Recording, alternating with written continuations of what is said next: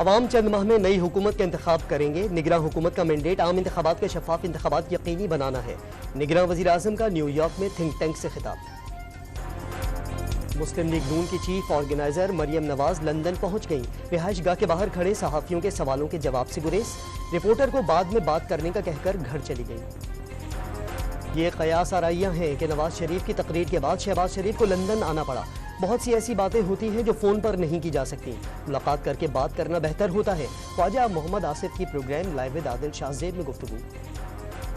Chief justice काजी फाइज ईसा ने फैजाबाद धरना नजरसानी case समाअत के लिए मुकर्रर कर दिया। अपनी सरबराही में 3 रुकनी बेंच भी तश्कील दे दिया।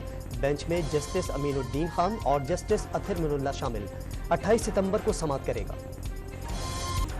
और साबिक कप्तान Mohammad Hafeez PCB cricket technical committee से मुस्तफ़ी। मोहम्मद हफीज़ ने समाजी राब्ते की वेबसाइट एक्स के जरिए अपने फैसले से आगाह करते हुए ज़का अशरफ का शुक्रिया भी अदा कर दिया। पाकिस्तान क्रिकेट के लिए नेक ख्वाहिशात का इजहार।